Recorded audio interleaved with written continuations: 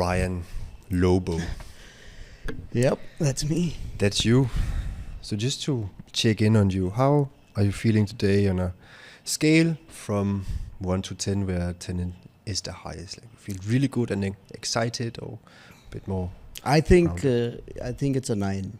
It's a 9. Yeah, because look at what we're doing. We're doing something completely new, technically challenging, requiring a team, executing on an idea that you gave me Yeah. at lightning speed, and making something beautiful. I think that's the definition of joy for me, to do something new. So you're really excited and joyful. Oh yeah. That's amazing. So in the car towards here, where we are now in this beautiful villa, we talked a bit about your life so far. In the age of 5 or 6, you met your wife, which we will come back to later. And then you went to Qatar because your dad got a job there in the oil business. And then something went wrong and you had to move back to Bombay when you were around 13 years old. And then from there to now, a lot of things has happened. You went studying in Russia as a aeroplane machine engineer. And Aircraft maintenance engineer. that's what, yeah, maintenance. And now you're lying in a couch with me. Well, I'm on a couch away from you. Oh yeah, that's what. So, what has happened in between? Like, you studied flight engineering, and now you are here.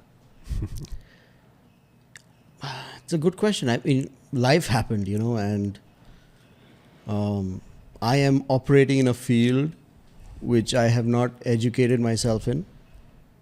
However, perhaps because of engineering that I've studied, I love this field for its technicalities and for its beauty. So, photography is a mix of art and science, and I think I love doing it because I discovered I'm very creative. So it's a very fulfilling, I would not say career, but in a way career. It's a very fulfilling profession, very fulfilling journey that I'm on. Yeah, that's what happened. And then you have 2 wonderful children and a wife. So you're also a father while you're pursuing your dreams. And in a way, that's a really ideal state of evolution. Like, you have come this far and you're really putting yourself out there, and you are taking these ideas in that just comes to you and execute them on them so fast. It must also require a great deal of confidence. Where does this confidence come from? It's a great question. No one's ever asked me that. In fact, people ask me, are you crazy? They ask me, why do you keep at it? They ask me, do you think you're too smart? In like a mocking way. They ask me, he's overconfident. But never did someone say, oh, Ryan, you're confident. But I guess if you put it that way, yeah, I've never thought of myself as confident. However, I would say right now I can think of 3 things. The first thing I thought of is my faith in God. Yeah. Because even to quit my job that was paying me quite a lot of money when I was like 24, I was earning 3 to 4 lakhs. Even to quit that job, I didn't have the confidence in myself at all. It was, I was actually, so can I give you a little bit of backstory? Yes, please. Yeah. Yeah. I fell in love with my wife, and I was working at that time in the oil field in Saudi Arabia for Halliburton, and we were engaged and now planning the marriage. And I knew one thing, that being away from your wife and kids for the majority of the year is far from the ideal situation for a man, his wife, and his children to be. I knew that because I saw it in my own family, in my parents, and so I didn't want to do that to my children. I mean, I respect my father and mother for making that decision, and it was their life experiences which led them to that. And it's the sacrifices they made that gave me a little bit of confidence to not do that.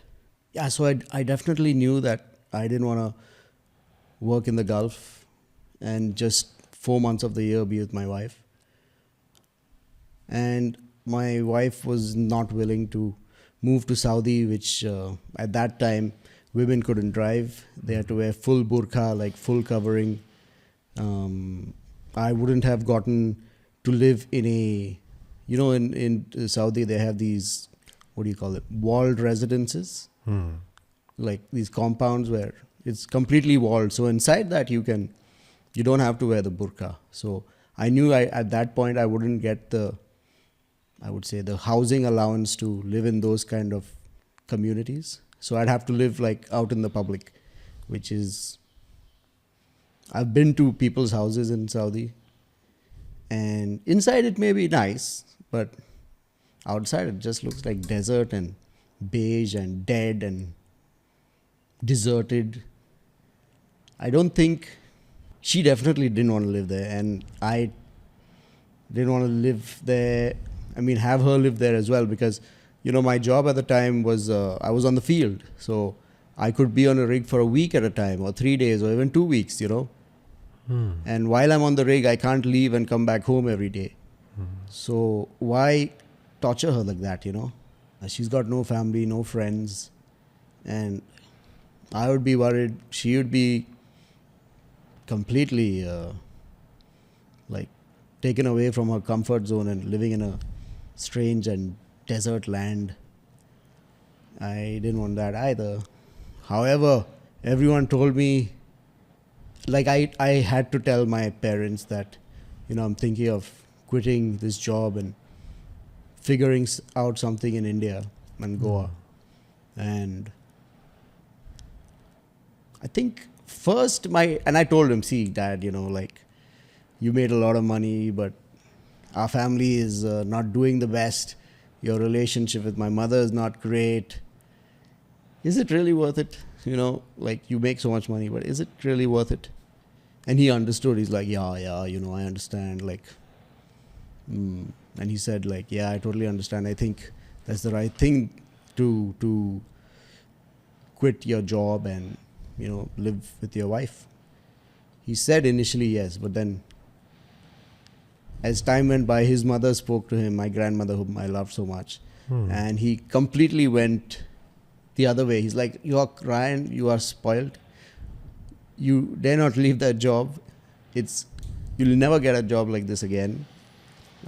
Everyone told me, oh, because you got the job so easily, you're quitting the job.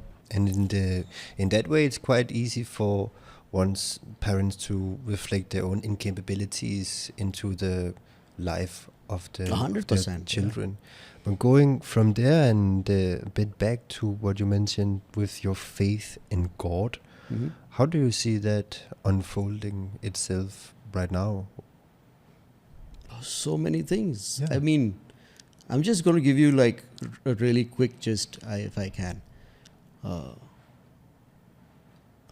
At the age of 13, while my father was working for Qatar Petroleum, it was called QGPC back then. Now it's called Qatar Energy. So we were living in the company compound. Really, really nice lifestyle. We loved it. And while cycling to school, we went to a British school there. I saw there's a small yard, just fenced off area basically. And there were these massive red letters that read Halliburton. And I said to myself, wow, I'd love to work there one day. And that happened. That actually happened. I'm not going to tell you how it happened, but it happened. So one dream came true. When I was in the first year of engineering, I was speaking with Eustacia, who was my friend at that time, not even girlfriend, just a friend from Goa. And I thought to myself, you know what? I think she'd be the perfect girl to marry. How come? And I wish I could marry her. Yeah. And that came to pass through a long story, but I'm not going to go there right now. But that came to pass. Thirdly, I think about 5 years ago, 5 years, maybe. But I went for a time and wealth workshop, right? And the trainer said, write down your 5-year goals, or your want to achieve this. And I wrote there, I want to own a studio, and today I have a studio. I think God's hand has been on my life so powerfully over the years that I can't deny him. And when I was about to quit the job, and I was on a 3-day fast in the desert, no food, only water, 3-day fast. And I played some Christian music and praying and worshiping God, and I came across this song called Oceans, and it says, even though I walk on the waves of the ocean, I will not drown. And that hit me very, very strongly, because I was asking God for a sign, for a sign of whether I should quit my job. And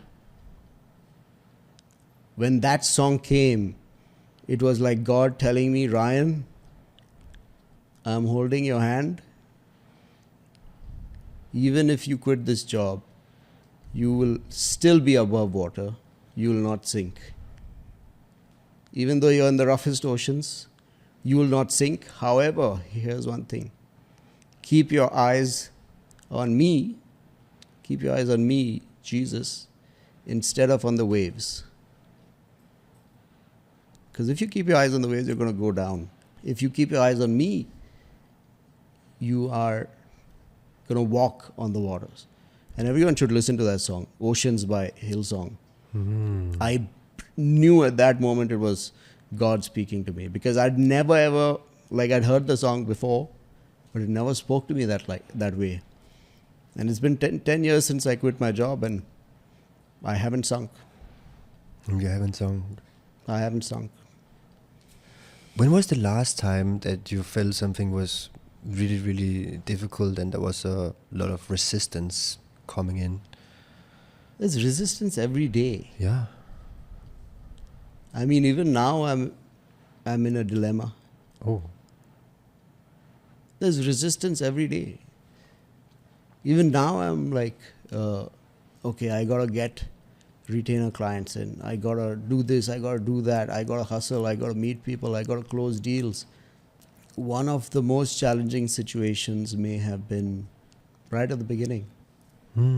What happened? When I quit my job, and I nearly got a job in Margao, but it was not paying enough. And when you're earning so much, to become indentured to a company that pays you okay, it didn't make sense to me. I'd rather be free, but earn a little, But when I just quit my job, I didn't know what I was doing.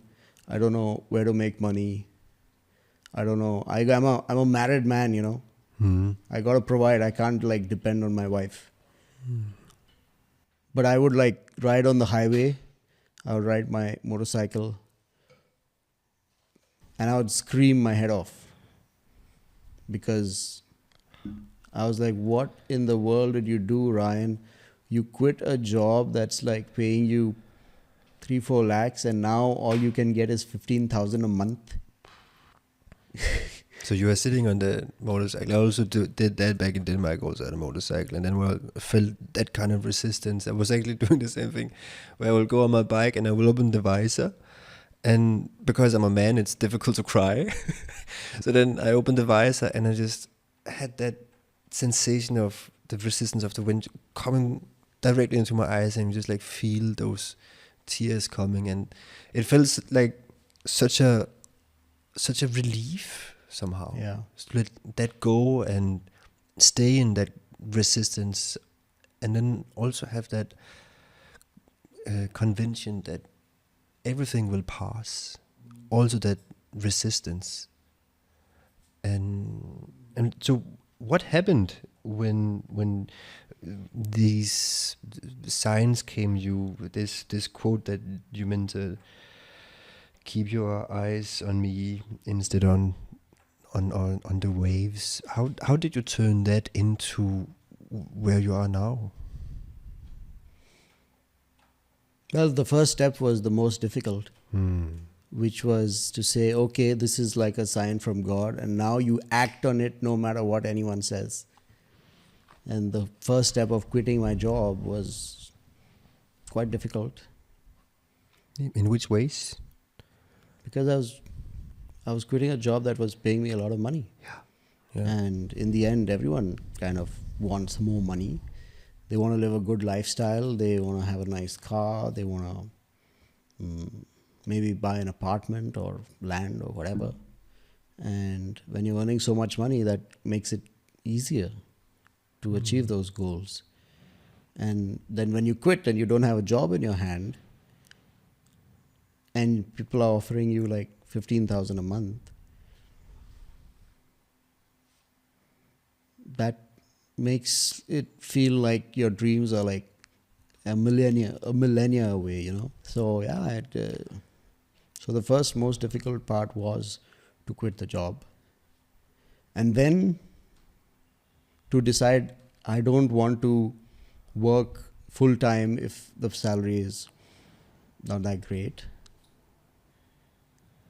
But the funny thing is, I quit a job that was paying well. I didn't quit, and I did not pursue a job that was paying me 30,000 a month. But after some time, I took up a job that was paying me 15,000 a month. You know, but the job that paid me 15,000 a month was something that I could just quit. I probably just did it for the experience, or I don't know. It's funny. But now we mentioned a lot about money and whatever that brings. Yeah. What about your wife and the relationship you have to Eustacia? I mean, you know, when we just began, she was a huge support Yeah. because she had a stable income, and mine was unstable and lower than hers. However, like I had money in the bank which I used to furnish the house and this and that, so I spent a lot. Yeah, actually, after quitting my job, I spent a lot of money without earning anything. Because I mean, you gotta have some things, right? You can't like live on bare floors. And then the wedding also is expensive. You know, in Indian weddings are expensive, and sometimes I think, was it worth spending so much? But you know what? Now that I think of it, I think I'm not lacking anything today, so it's okay.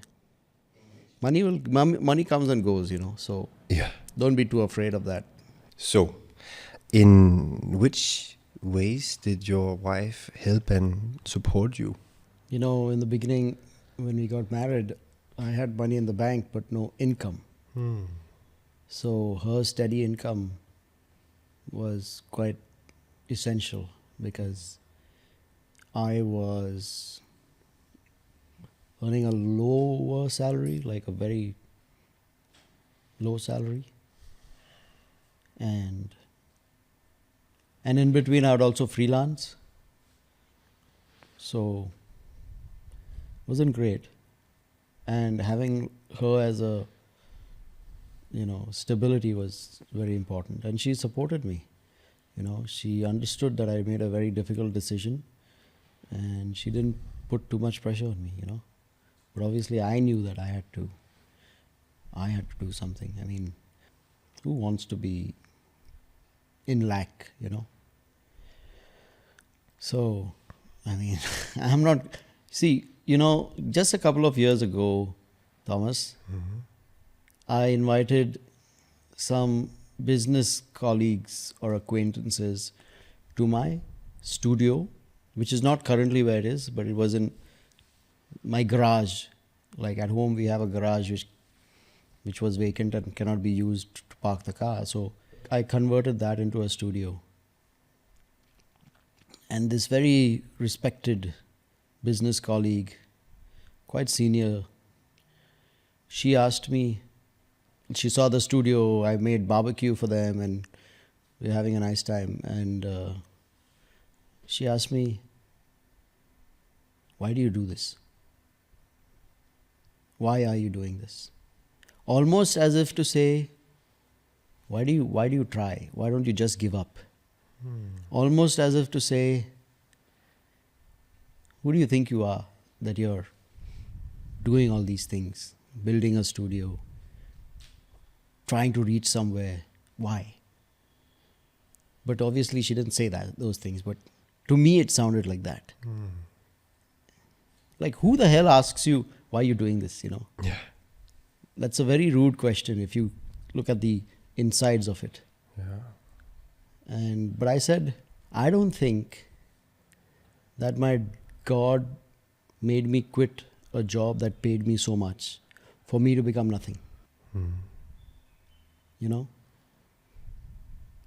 I don't think that's the big idea here.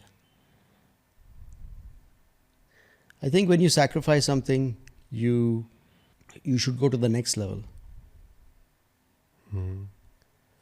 So I said to her, I don't think that I quit such a big job. The reason is God wants me to do much bigger things.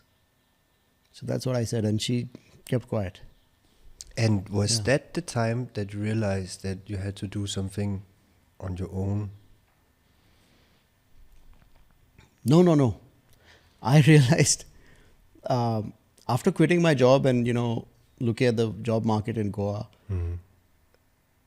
I'd rather be free and earn peanuts for some time than be caged and work for an amount that I feel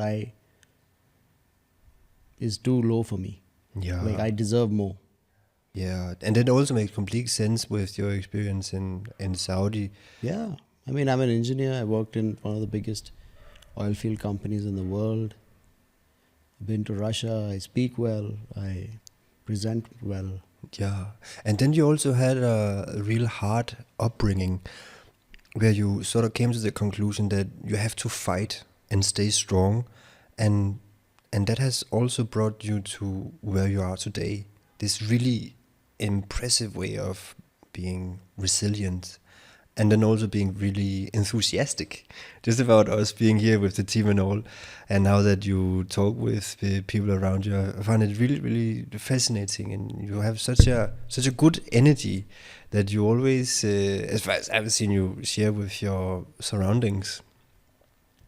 But is there a thing that you are truly afraid of, or do you have this complete faith in God that keeps saying to keep your eyes on me instead of the waves? Like, what do you do when that anxiety shows its face? Am I afraid? Of course I'm afraid. Yeah. You know what I'm afraid of? I'm afraid that I will live out my life just making money, raising a family, but of no other significance. I believe that I have a higher purpose. It's not just about being materially successful, but leaving a legacy, being a blessing to society, or being the hand of God on earth. I'm afraid that I may not make it there. Because to make it there, I have to tame myself. I have to control myself. I have to discipline myself to an extent that is painful, which I don't know if I have the strength to do. But every time I get anxious, I just tell God, I'm trying, but in the end, I'm dust. And I can't do this without you. Like, in my own physical strength, it's impossible. And I was just talking to a friend recently. Sometimes being either a solopreneur or a self-employed or a business person or an entrepreneur, it feels like you're walking on a razor's edge, you know. And one slip and you're going to get hurt really bad. Yeah, you know. And like I know that I get overwhelmed. I get anxiety. I don't know. Sometimes I feel like I'm doing okay, you know, I'm doing okay. But there is always this thing deep down saying that go to the next stage, go to the next stage, go to the next stage. Push harder. Don't be satisfied. Do something new. Today, what we're doing right now is an example of that. I don't have to do this. No one's paying me to do this. In fact, I am paying to do this from my own pocket. Why is that? Because, you know, experience is more valuable than money. And that's why when I took up jobs that were paying me peanuts, they were paying the bills in some ways, but I was gaining a lot more experience. But here's the thing, you know, the job in the oil field paid me a lot, but very, very, very minuscule real world experience. Because I would be away from family, I'd be away in a different country, not having to care for bills, laundry, food, wife, children, church, nothing. Just go there to work. All you have to do is work. But life is not just about work. Life is about all these things. So even though I was getting paid a lot of money, my real world experience was very, very limited. But over here in India, after I quit my job, the money I make is much lesser compared to what I was making there. However, I'm becoming a real world man, living in reality, facing struggles, facing pain, facing fear, facing anxiety, facing, you know, you don't know what's going to happen tomorrow. But I'm real. I'm not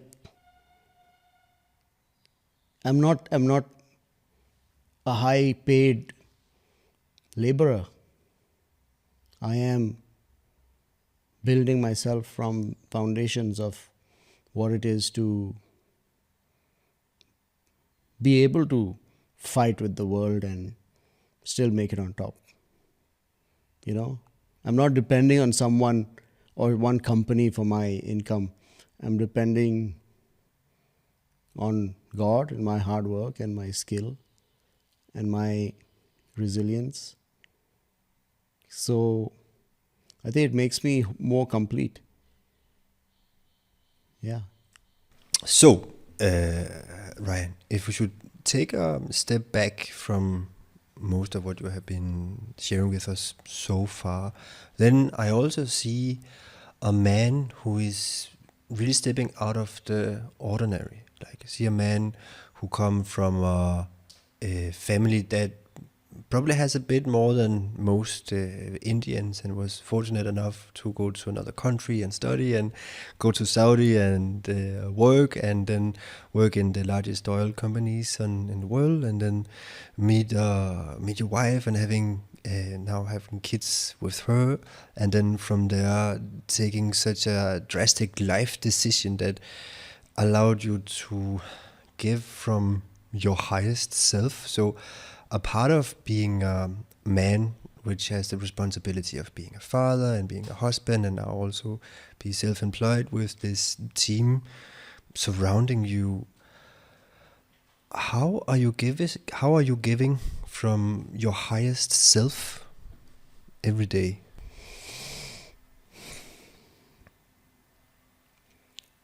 By not just wanting to coast by, but by believing that there's something bigger.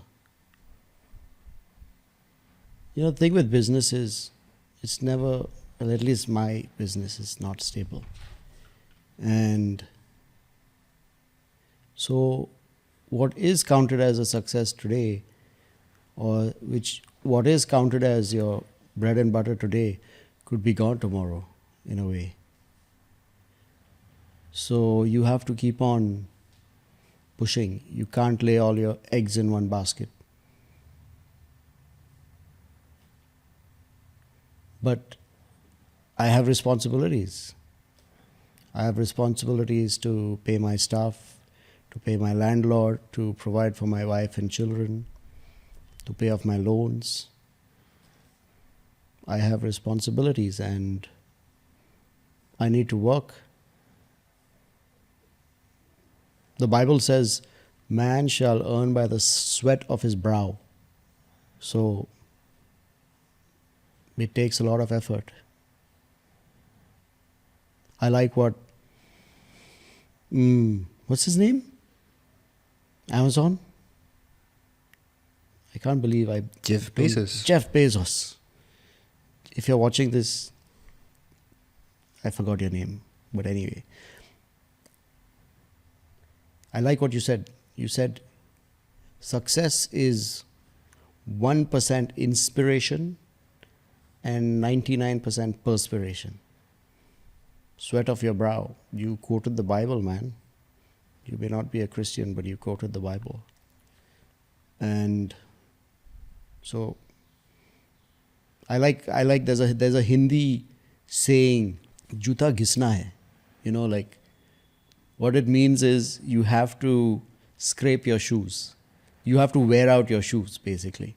So you have to be so active and moving from place to place, and working hard for your success that your shoes get worn out. So this is my way of doing that. Like even right now, you know, I don't make any money out of this. In fact, it's the opposite, and we got to put a lot of effort into bringing this out. What could happen out of it? I don't know. Maybe nothing. Maybe very little.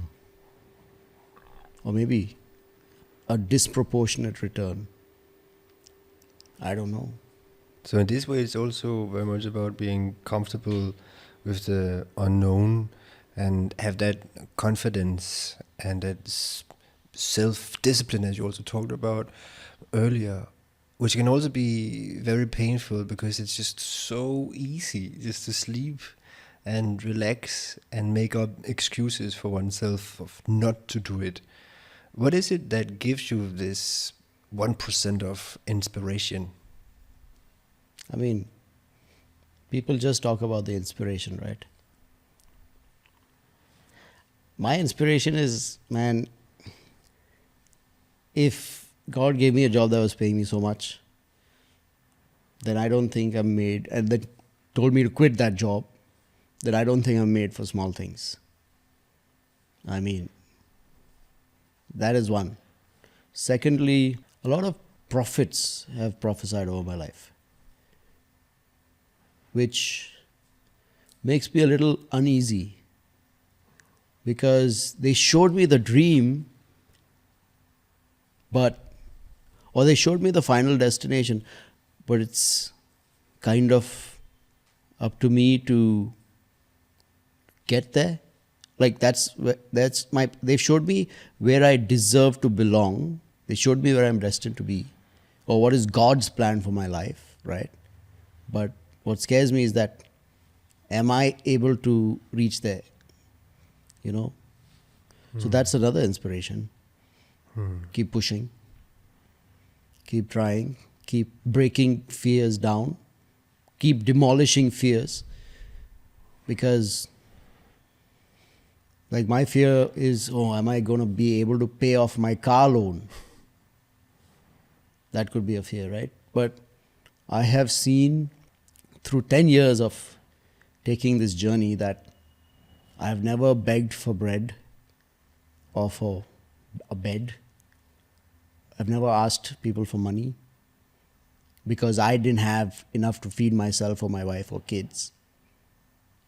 I asked people for money for investing in ideas, but I've never asked people for my bread and butter, you know. So I've learned that God will provide. God will provide. But it also sounds like these are mantras that you keep telling yourself, that thing that keeps your eyes on me instead of on the waves. And what you just said, now man shall earn by the sweat of his brow. Yep. Is that something that you keep on repeating, that just like goes on and on and on, that keeps you on track? No. These are things that I fall back on when I am overwhelmed with fear or anxiety. And how is that fear and anxiety I'll shown? tell you where this comes from. Yeah. So before I got married, it was like literally I had to go on like a freaking adventure to be accepted to be the husband of my wife. You know, like I had to fight dragons and stuff. But so I had to get a sign from God, according to my father-in-law, that Eustacia and I are meant to be together. It was like that. In worldly terms, I would say cuckoo. But in Christian terms, it was that, like, oh, let's see if it's God's will. Like, and see, you can do whatever in the world, but you can't put words in the mouth of God, right? I can't make God give people a sign that Eustacia and I are meant to get married. I can't do that.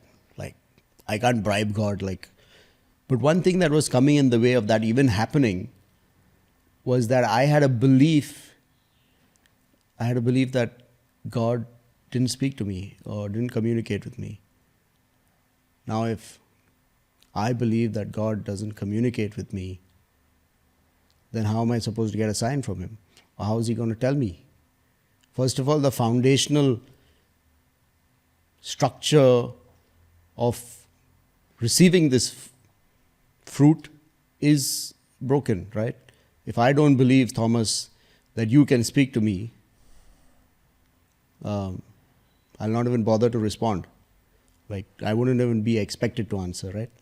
So I didn't believe that God could speak to me, and I didn't believe that He spoke to me. But I was reading this psalm that night. I was very upset and very, like, fearful. But what anxious. happened when you read that? Yeah. Why were you fearful?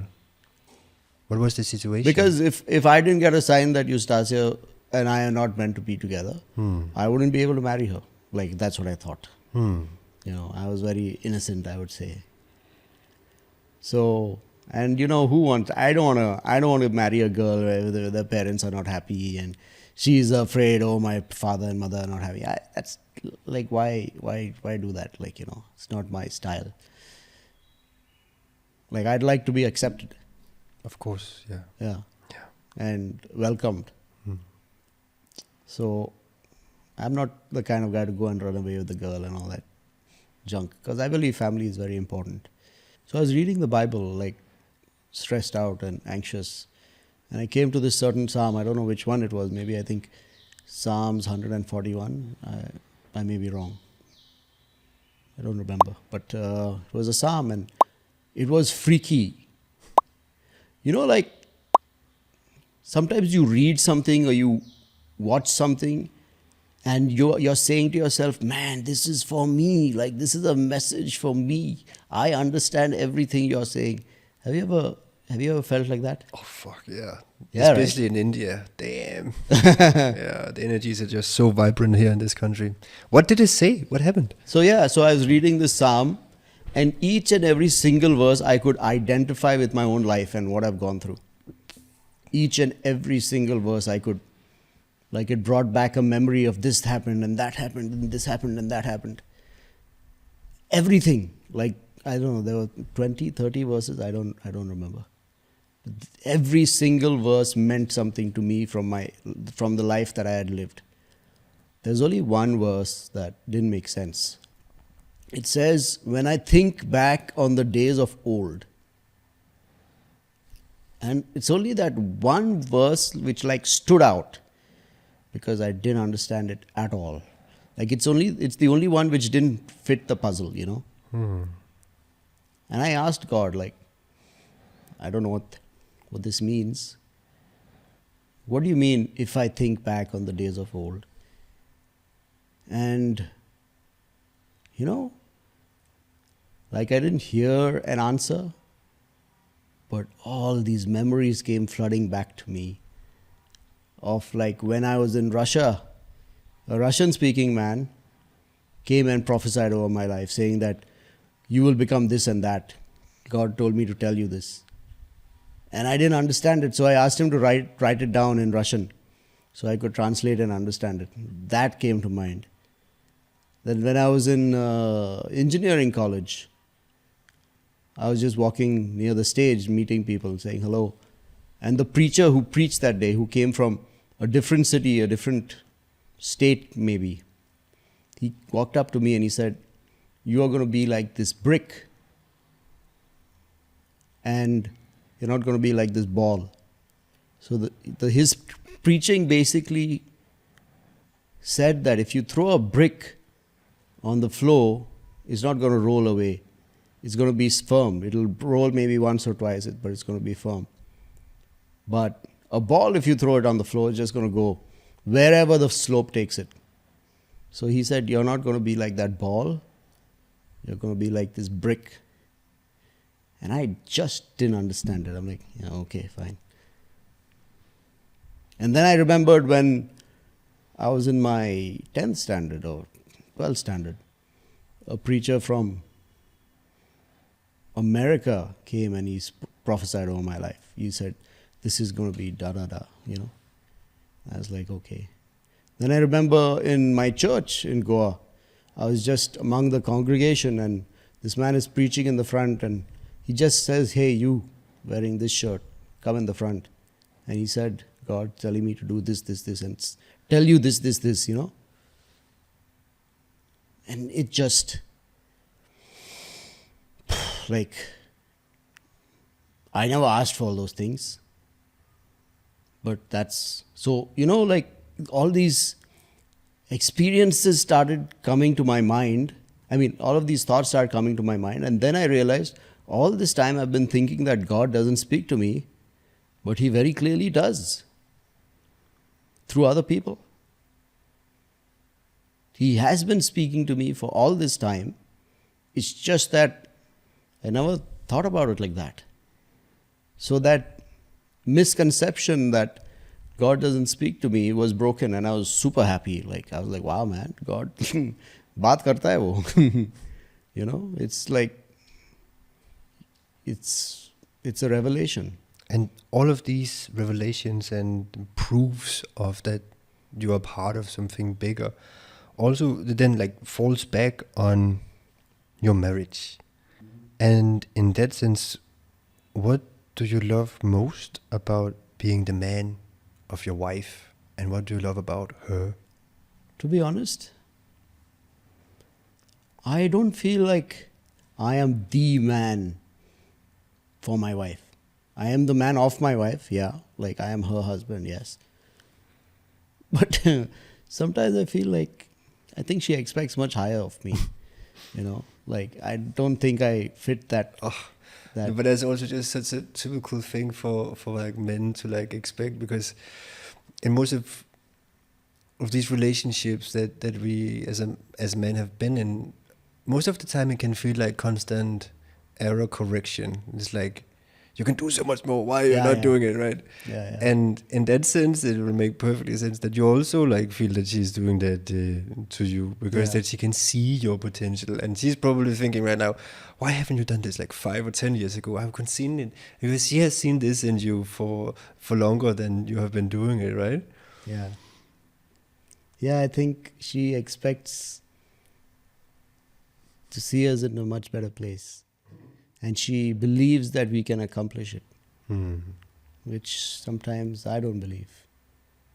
No, because that the man is mostly like this practical creature that have to make sure that everything is correct and stable and predictable, and then she's that much more fluent energy that oscillates in between positive and negative, and then it's quite easy for the man to be confused because of this volatile energetic behavior, whereas the man is some sense supposed to like keep the space for her to can say that go crazy in, or at least love her, like regardless of the state that she might be in. And how do you take care of that? How do you take care of your wife? I don't know if I take care of her well enough because sometimes all I hear is complaints. And but I think one thing that I have decided is, no matter how hard it gets or bad it gets, or no matter what words she uses, and no matter her oscillations, as you said, I am going to be fixed and stubborn to say this marriage will work. And I'm not going to allow it to break apart, even if I have to pay the price in some way. Yeah. Just, it's so easy to break up. It's so easy to divorce. It's so easy to break down something that took a lot of blood, sweat, and tears to build. It's very easy to do that. But I think it's worth fighting for something that is not just me and her, but also the children that we raise together. Yeah. We both sacrifice. Her too. Maybe more than me, because I'm not a very easy man to live with. In which ways do you see that? I'm very unstable. And in some ways I'm very unstable, in other ways I'm very stable. But like I come from a broken family, so I don't necessarily possess the social skills and the familial traditions and behaviors which are conducive for a pleasant marriage. But it also seems like, since that she had agreed upon marrying you and being with you for such a long time, that she can accept that and tolerate that and stay in that. And Yeah. yeah, and you allow that space to be a part of your relationship as well. When I'm in a big conflict with my girlfriend, with Aish, then I remember the most toughest part is being like, she can absolutely not just mean what she just said. It has been so devastating, and I just remember like at one point, like I didn't have any energy in my entire body. I was lying out in the kitchen, like in sort of in a cramped kind of position, because it was just feeling so paralyzed. I couldn't really stand up for myself. I couldn't stand up for her. And it's not because that we are fighting much or have been fighting much. There's just sometimes when it is just getting too much, and whatever you do just seems to reinforce how bad everything is already. And I feel it's an extremely difficult negative spiral to get out of. And I just think that you have probably found the right woman when she's able to forgive you for your incapabilities, as long as you are showing honesty and vulnerability, and that you've really been trying to understand it, and that you have been doing the best that you possibly can in that situation, that you are willing and willing to acknowledge your mistakes, and in that sense your weakness, and being so open and exposed to your wife, to your woman, to your partner. That's fuck man, it's just like some of the most difficult situations that I have ever been in. Like that person that you trust the most has just completely destroyed you, you know. And yeah, it's like that's also like what it means to be to a partner. And then you can also go up into that higher modes where you can see her dress up and you're going somewhere, and you have this, you know, like slightly and mildly annoyed because that you think that you are running too late, and then as soon as she just turn around for you, and you can look in her eyes and see the beautiful makeup and that you've been making on herself, and her dress, and then you get these feelings like fucking, this is just it. She's just the right one, you know. And being able to hold these emotions as a man, like, and meanwhile focusing on giving from your highest self. I really find that it's art that you're making in that aspect as well, and just talking to you now and see how that you have developed yourself from kind of reading the riddles from God's signs that has come to you from many different angles, and then also being so honest about it. It's really really remarkable. What do you mean being honest about it? In the West, people who say these things can easily be interpreted as some kind of weirdos, you know, like, oh, I felt that what has just been said over here just really resonated with my soul. Like, what do you think of that? And then if I spoke with some of my more like critical friends, they'll be like, yeah, what the fuck? You cannot just possibly mean what you just said, because that is not something that just Yeah, happens. like it does not make logical sense. Exactly. Yeah. Yeah, no, but so that is what I mean by being honest, that you have these experiences and there's no one there to deny that you have had them, and you stand by them, you are acting on them, because that you believe in what you do and what you say and how you act has some sort of meaning and alignment with excitement, and having that as excitement as an organizing principle, really. So you just said that you are doing this because of the experience, because of the excitement, and then from there everything else will come and unfold itself. But to take a step back from that and looking more at your relationship with your wife, I was just curious to know more about what you would have loved to have known before your marriage. If you could like go 20 years back and look at your 24-year-old self in Saudi and be like, oh my God, if I just knew these one or two things, then everything else would have been easier. What would those one or two things, what would they have been? To be honest, I have come to the point of life where I believe that it's not worth knowing it in the beginning, because some of life's hardest lessons are best learned when you're beaten.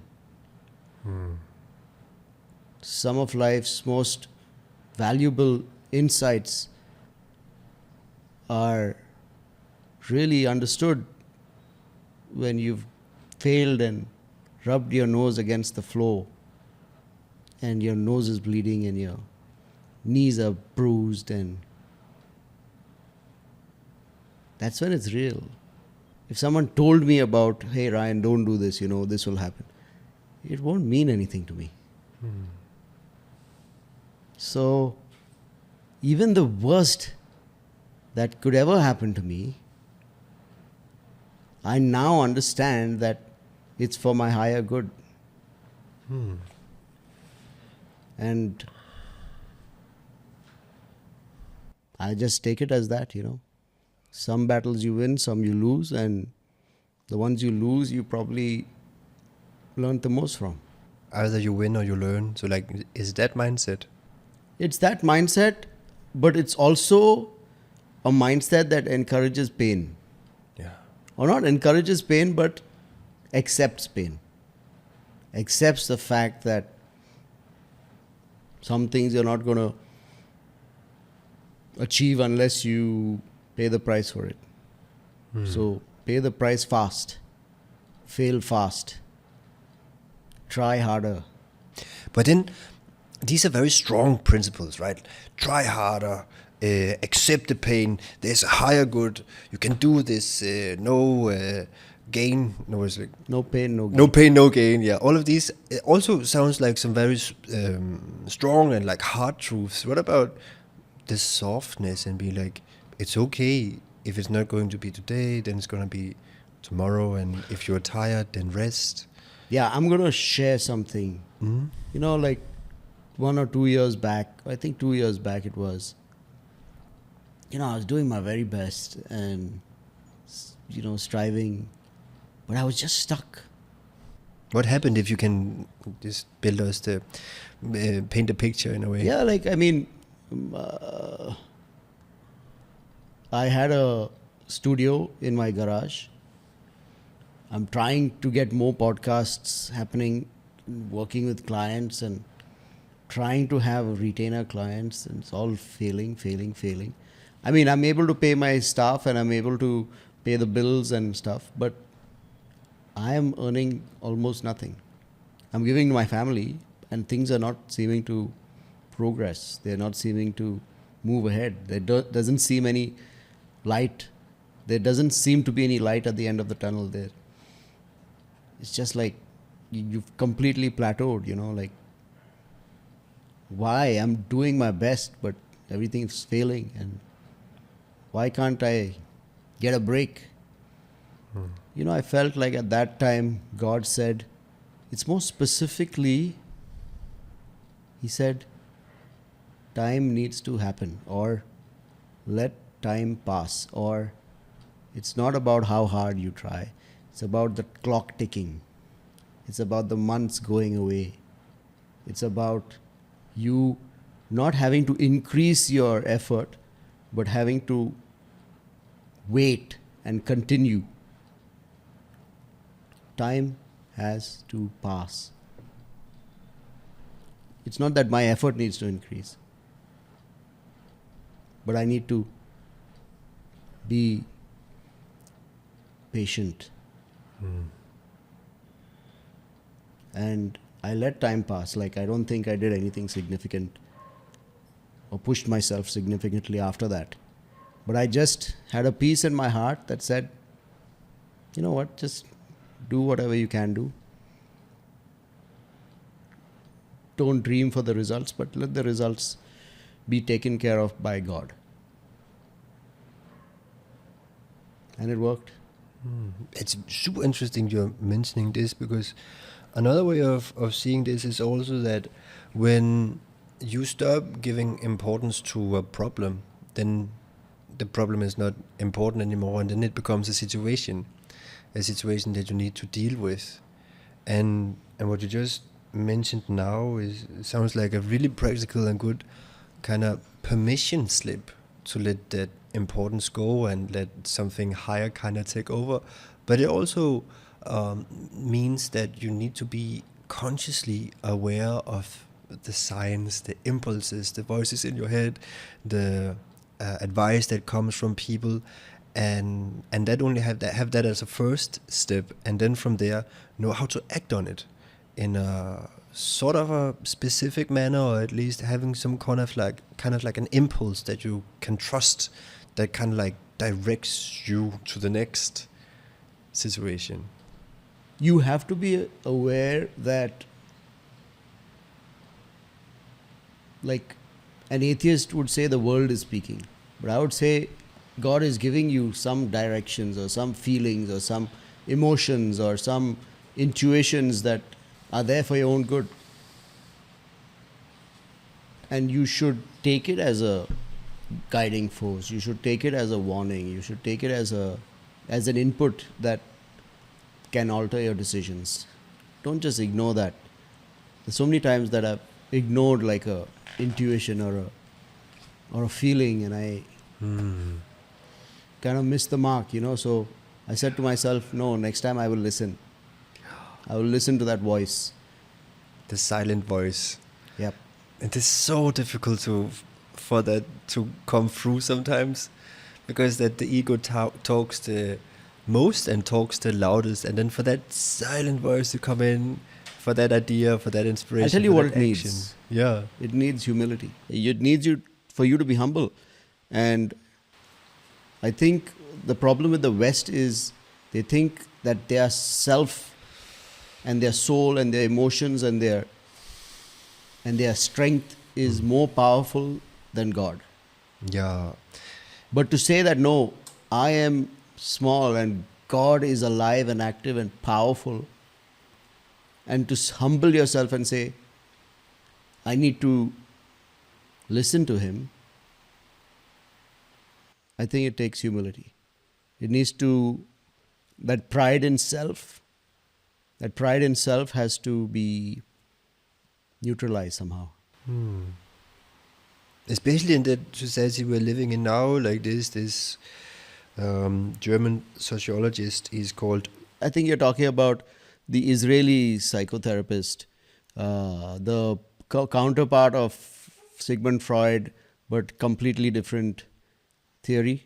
I'm actually talking about a guy called Hartmut Rosa. Hartmut Rosa is a German sociologist, and he has this idea. It is called social acceleration. It means that you are alarmed to the world.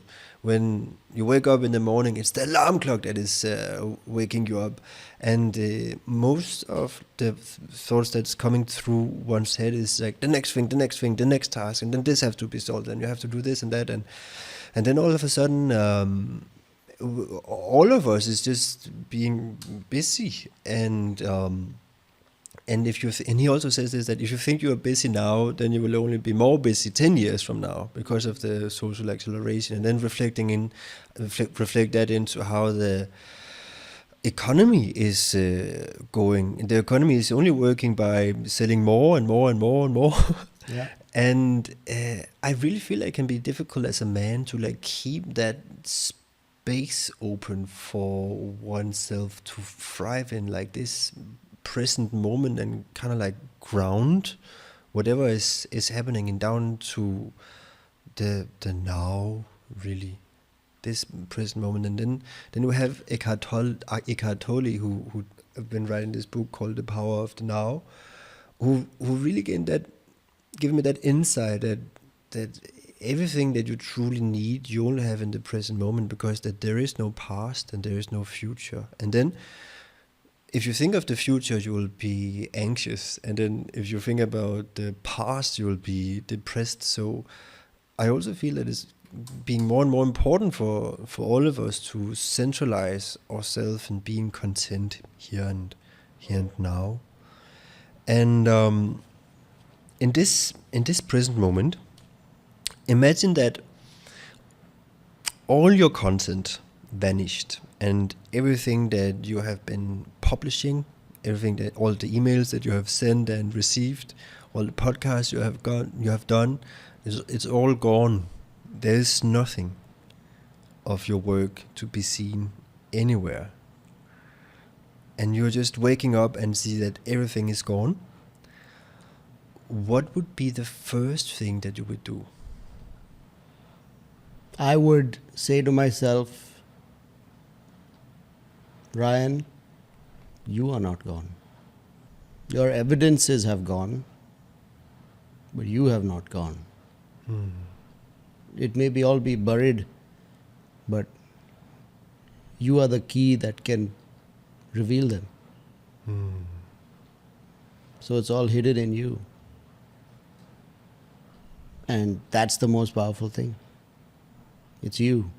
I would just love to say thank you so much, Ryan Lobo. Thank you for your presence. Thank you for your openness. I'm sure that you have inspired a lot of people in your journey so far, and I really hope that more will be inspired from your words and from this podcast that we've been doing here. It has been a tremendous joy from my side to sit here and talk with you, and I'm super grateful for the opportunity that you just happened to manage out of nowhere. So I'm really impressed by your how intensely that you are working and how much that you have done so far, and I can't wait for like the next thing for the thrill of the excitement to gain more and more momentum and use this idea of excitement as an organizing principle and see what will come. And I'm very grateful to you. It shows that through your experiences, through your education, through your pain, through your vulnerability, and I think you did a great job interviewing me, because sometimes I feel like I can go on and on, but you connected the dots and came to the conclusion, which is amazing. So good job. Thank you so much.